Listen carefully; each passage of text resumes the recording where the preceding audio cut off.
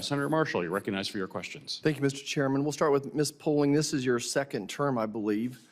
Over the last 4 years, Congress has given USPS $120 billion. How much money will we lose this year, and what's the projection for the fiscal year right now?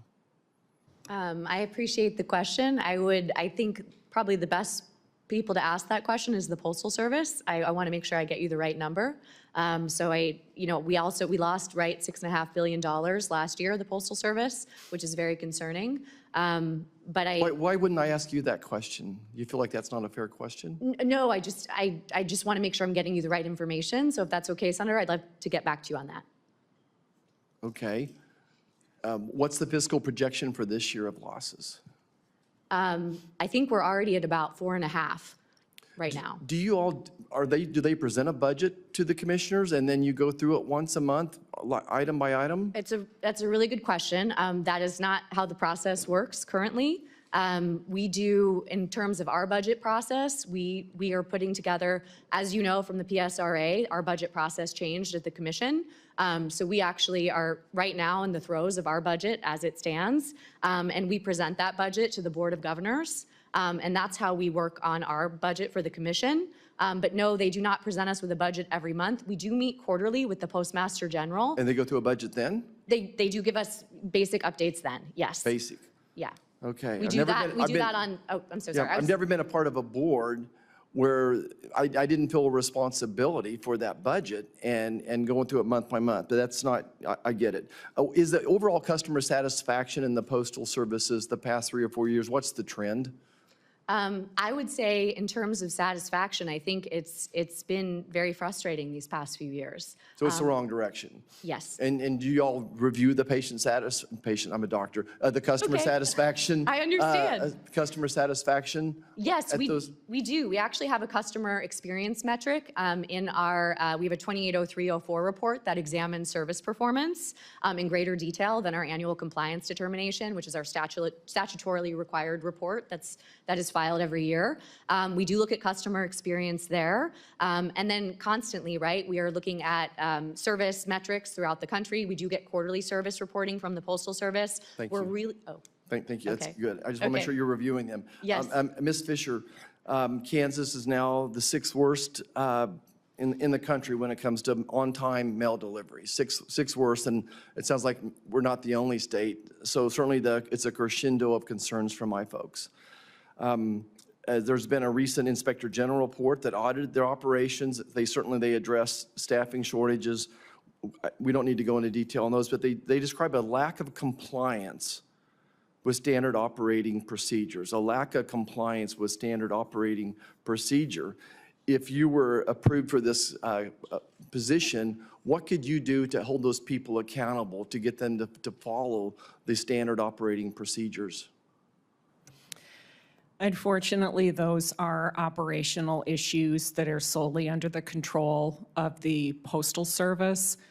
But my hope is that they will file, as they have promised, an advisory opinion with us that will allow us to look in much greater detail at all the major operational changes they are making throughout the country. I was down in Topeka a couple months ago and had the great fortune to land on the day a series of twisters made its way through the city, which was something new for me. But I visited the local distribution center, which was impressive, but they also spoke of problems they were having with delays, hiring shortages, et cetera. I think there's a great lack of communication from the top down. Thank you. Yeah. I'll go back to Ms. Poling. How can you impact that they're not even following their standard operating procedures? Why haven't you impacted that so far? Thank you, Senator. I would echo for us, right? We are the regulator, they are the operator, so there is definitely There is definitely a distance between what we can do with some of the things in terms of operations. What we can do is provide transparency and accountability. So to the extent that So tell me about the accountability. What does that look like? How do you hold them accountable? well, the powers we do have at the commission exist through our reporting, primarily through our annual compliance determination. That is statutorily mandated by Congress. That was established under the 2006 bill. That allows us to issue directives when the Postal Service is not following things as they should. Now, primarily, that deals with rates and service. When it deals with standard operating procedures, I think that really is getting squarely into their jurisdiction with operations. So who do they answer to then? They don't answer to Congress, they don't answer to you. These people that you're describing, why don't they, who do they answer to? I think it's an excellent question, Senator, and frankly, I think there should be a lot more oversight of the Postal Service. I think that there needs to be, we've experienced it. I'll use service as an example. I know it's been impacting you. I've read about the audit, right, in Kansas City. I understand that you all are dealing with that, and it's very frustrating for your constituents. As I mentioned, I work for Senators for Rural America myself. But that's somewhere, right, where it might be impactful to allow the commission to potentially have more authority when it comes to the advisory That would opinion require process. legislation? It would, indeed. Okay. Yes. Would you agree with me, I think this goes to either one, Ms. Fisher or Ms. Poling, if we have time left to answer the question, that volumes are going down and there's worse customer satisfaction, which leads to less volumes, which leads to worse customer satisfaction. This is a circular problem. Absolutely. So at the end of the day, if you have a good product, the customer satisfaction is going to go up. So it's not fair to just blame. I mean, we have to have accountability, accept the responsibility is what I'm trying to say. Ms. Poling, would you agree with that?